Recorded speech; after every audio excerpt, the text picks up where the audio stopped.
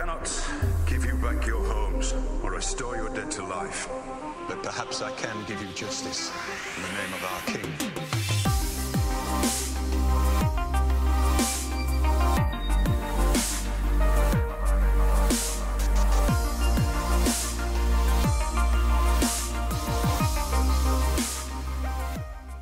Tons of people are talking about it. The idea that one of the most influential characters in Game of Thrones that is known to be dead could actually be alive. And not only that, also the dead character may be posing as another major character we already know. The theory is this: Rhaegar Targaryen, the brother of Daenerys, the father of Jon Snow, and the lover of Lyanna Stark, is alive and well, posing as none other than the faceless man who dons the persona of the mysterious Jaqen Hagar.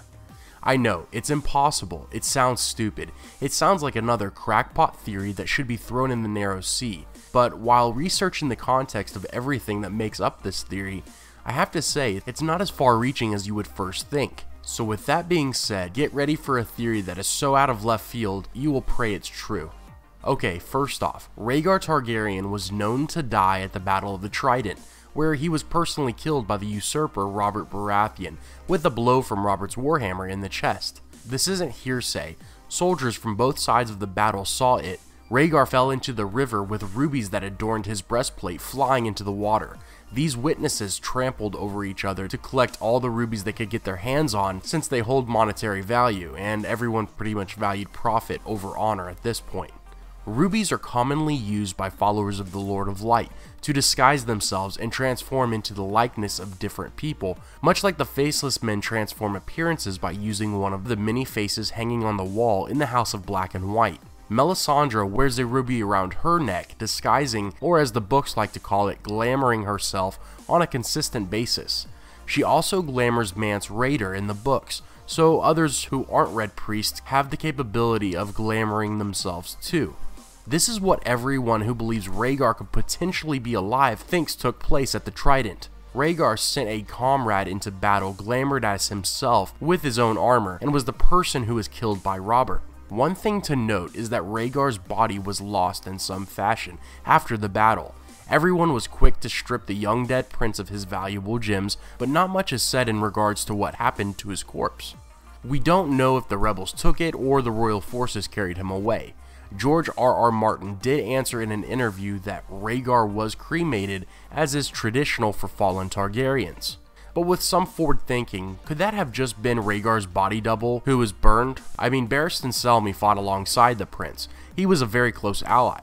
If he had any say in the matter, he would have ensured Rhaegar's body was burned as soon as possible after the battle.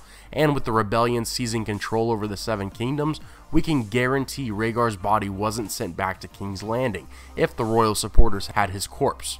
And if the rebels took his body, Robert sure as dirt would not have given him the respect of burning him. Maybe Martin's answer was in reference to just the body of the person glamored as Rhaegar, since the question was for the person who was definitely killed in the battle, making his response technically 100% truthful. Okay, so why Jaqen Hagar?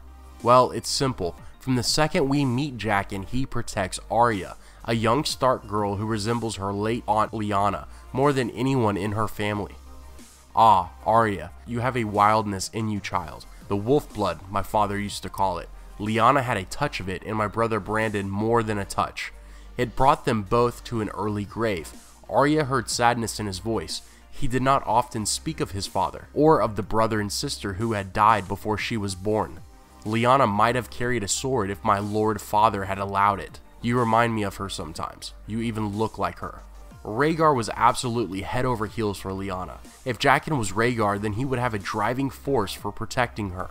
Training Arya how to defend herself, and more importantly hide who she is when a situation calls for it, is something Rhaegar would have valued as well, making it easy to believe if Rhaegar did survive that he would seek the ultimate disguise from being a Targaryen by becoming no one. And think about his hair. What's up with the different color streak that seems to part his hairline?